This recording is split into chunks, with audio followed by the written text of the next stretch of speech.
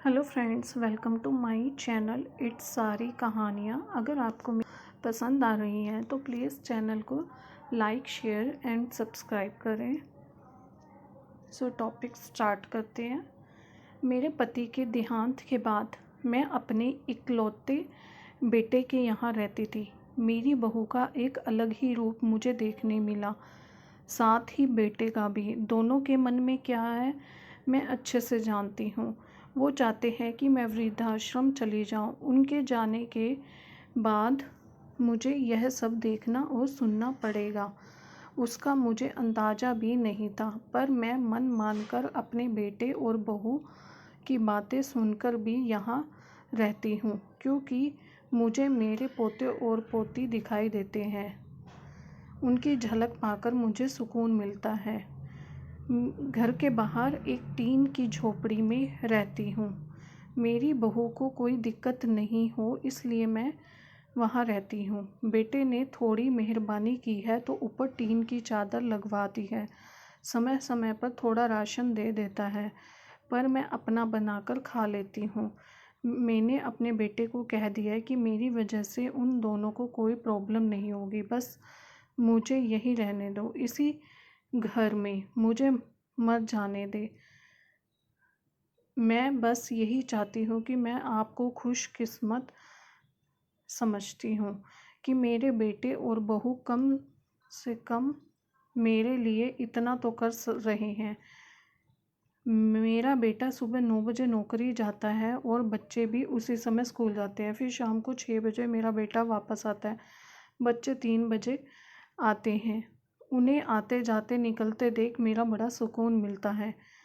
मेरे पति के दोस्त थे, उनकी पत्नी का भी स्वर्गवास हो गया। उस समय वो हमारे घर में आया करते थे। उनसे हमारे अच्छे रिश्ते थे। उनका घर हमारे घर से थोड़ी दूरी पर था। पैरों में समस्या हो गई थी, ठीक से चल भी नहीं पाते थे। वो बड़े दिनों बाद मेरे यहाँ आए। मैंने उन्हें देखकर अच्छा लगा। उनका हाल भी मेरी तरह ही था। बच्चे अब उनसे भी परेशान थे। आकर मेरे पास अपना दुखड़ा रोते थे और उन दिनों को याद करते थे। बुढ़ापा हम जैसों का बहुत रुलाता है। उनकी पत्नी का स्वर्गवास हो गया था और उन्हें चलने उठने में समस्या थी, इसलिए वो तो अपना खाना भी नहीं खा पाते थे। मेरे पास आए तो मैं समझ गई कि यह इतनी मुसीबत में चलकर पुराने दोस्तों के यहाँ चाय और खाने की राह में जाते होंगे।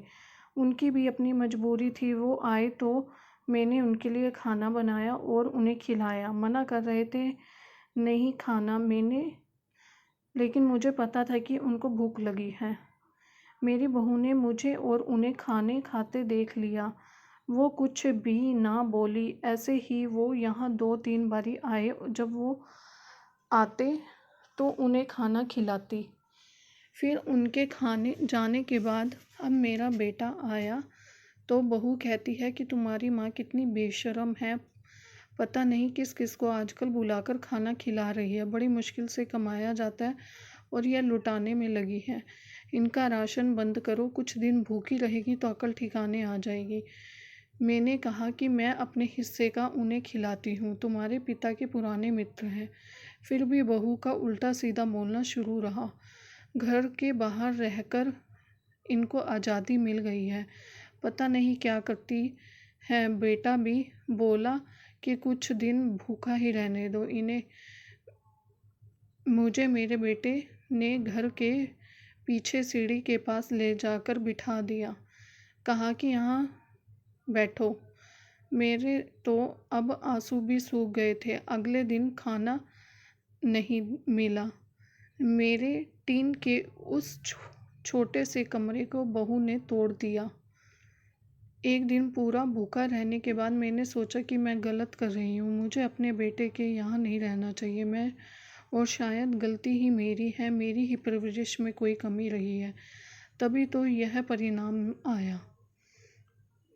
अगली सुबह मैंने अपने बेटे को कहा कि मुझे वृद्धाश्रम छोड़ा, अब मैं तुम दोनों से ज़्यादा परेशान तुम दोनों को ज़्यादा परेशान नहीं करना चाहती। बहू ने कहा कि एक दिन भूखी रही तो अकल ठिकाने आ गई ना। बेटे के चेहरे पर भी अजीब सी खुशी थी। जल्दी से तैयार हो गया मुझे छोड़ने के लिए। बहू कह रही थी कि आज की छुट्टी ले लो, यहीं आसपास मत छोड़ आना, कहीं 3 दिन में वापस आ जाए। मैंने अपनी बहू से कहा कि बेटी चिंता मत कर, मैं अब नहीं आऊँगी। मैंने अपने पोता पोती को गले लगाया। मुझे पता था कि अब मिलना नहीं हो पाएगा। बेटे को भी चाहती थी कि एक बार जी भर के गले लगा लूँ, लेकिन वो बोला चलो जल्दी करो।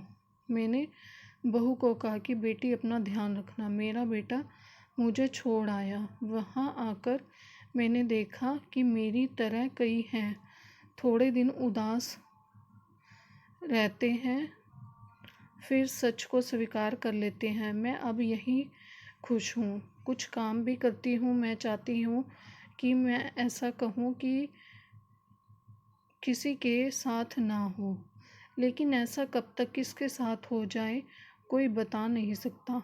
लेकिन माँ बाप को ऐसे समय के लिए भी तैयार रहना चाहिए। बस बच्चों को पाल कर बड़ा कर दो, उनसे यही कुछ उम्मीद मत रखो। Thank you friends. अगर मेरी यह वीडियो पसंद आई तो